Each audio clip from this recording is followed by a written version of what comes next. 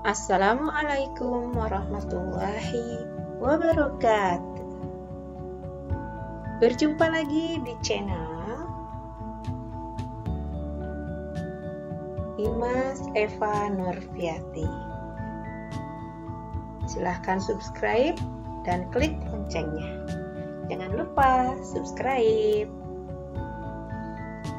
Hari ini kita akan belajar mengenal nama para nabi dan rasul.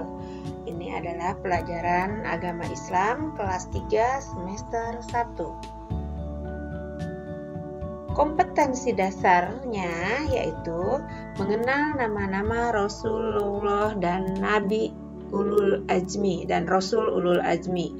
Tujuan pembelajarannya: 1. Menyebutkan jumlah nabi dan rasul dengan benar.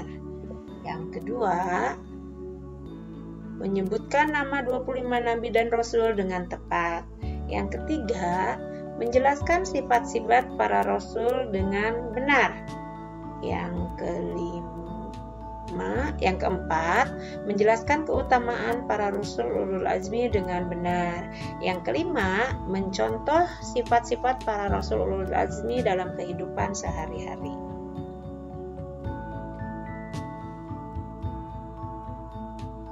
Jumlah nabi dan rasul. Rasul ada 124.000. Nabi ada 124.000 dan Rasul ada 315. Abu Dzar bertanya kepada Rasulullah Shallallahu Alaihi Wasallam, "Wahai Rasulullah, berapakah jumlah para nabi?" Beliau menjawab, 124.000. Para Rasul berjumlah 315, jumlah yang banyak. Tabrani 87871 disahihkan oleh Albani.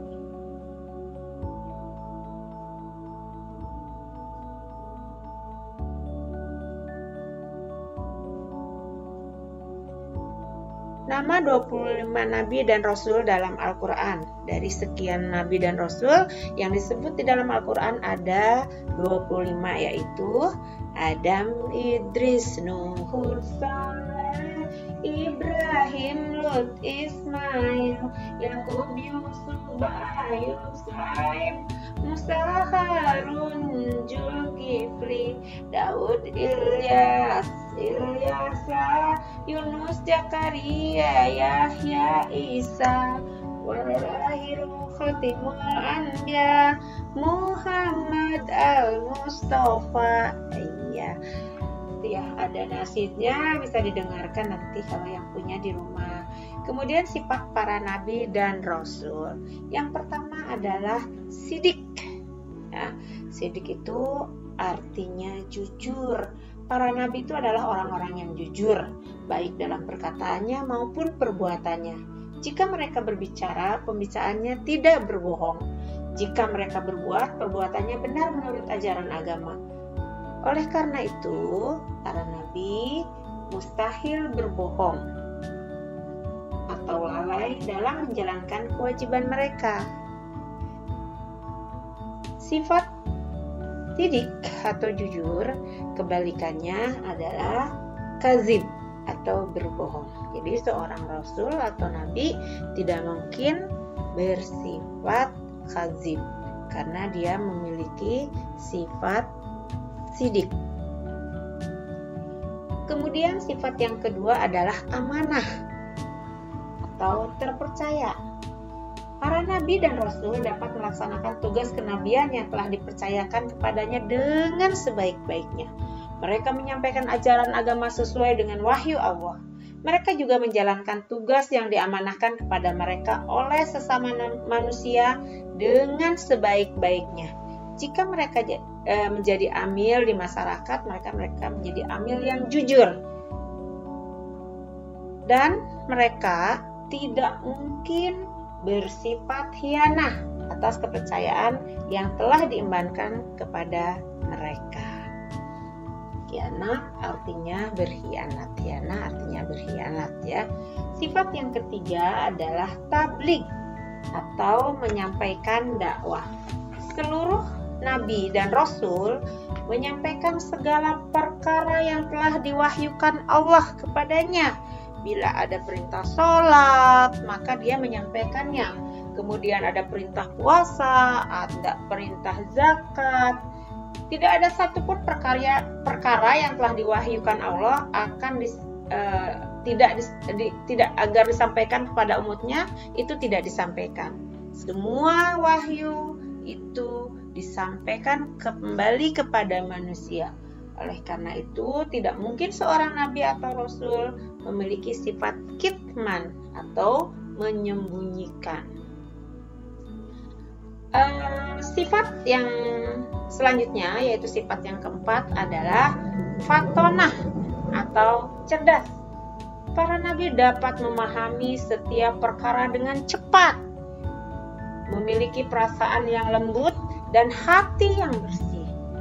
Dengan sifatnya itu, para nabi bisa menyelesaikan permasalahan umatnya dengan baik, dengan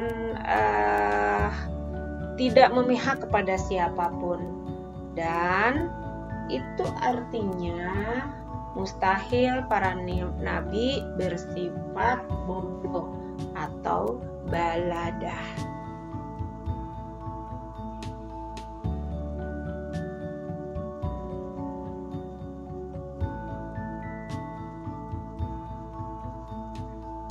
Kemudian nama-nama Rasul Ulul Azmi. Rasul Ulul Azmi artinya Rasul yang paling utama dari sisi kesungguhan, tekad dan kesabaran dalam mendakwahkan agama serta ketakwaannya kepada Allah Subhanahu wa Ta'ala. Nama-namanya tersebut yaitu Muhammad, Nuh, Ibrahim, Musa, dan Isa. Allah memerintahkan kepada kita agar bersabar dan mengikuti perjuangan mereka, mengambil apa yang telah diajarkan dari mereka. Bersabarlah kamu seperti kesabaran di antara para rasul yang mempunyai keteguhan hati atau ulul azmi. Ada di dalam Al-Quran surat Al-Ahqaf ayat 35.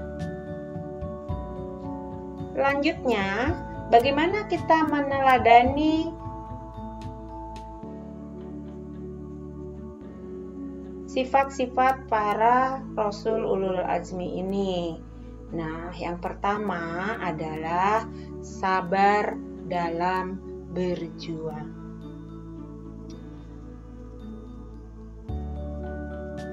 Ketika Nabi Muhammad SAW berhijrah ke Taif, penduduk Taif menghasut orang-orang bodoh dan hamba sahaya untuk mencaci maki dan mengusir Nabi Muhammad SAW. Mereka melemparinya dengan batu hingga kedua kakinya berlumuran darah. Ketika itu malaikat Jibril mendatangi Nabi Muhammad SAW dan menawarkan jasa. Jika Nabi Muhammad SAW setuju, malaikat itu akan menyiksa penduduk Taif dengan cara dihimpit oleh 2 gunung. Nabi Muhammad SAW menjawab, "Tidak, justru aku berharap agar Allah mengeluarkan dari tulang rusuk mereka orang-orang yang menyembah Allah dan tidak menyekutukannya."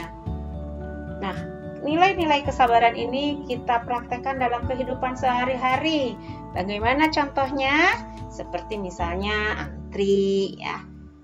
Kemudian yang kedua adalah tekad yang kuat dalam keberanian. Ini dicontohkan oleh ketika Nabi Nuh diejek saat membuat kapal. Tapi Nabi Nuh tidak peduli dengan ejekan-ejekan itu. Dia tetap membuat kapal, dan ketika saatnya laut meluap, Nabi Nuh dan para pendukungnya naik dan mereka selamat dari banjir bandang atau dari air yang meluap itu. Yang ketiga adalah taat kepada Allah meskipun perintah itu berat, ya. Contoh siapa yang dicontohkan? Nabi Ibrahim diperintah menyembelih anaknya Ismail. Perintah itu berat, tapi beliau laksanakan. Sama seperti kita berat puasa dari pagi sampai sore, nggak usah bersembunyi-sembunyi berbuka, kita laksanakan dengan penuh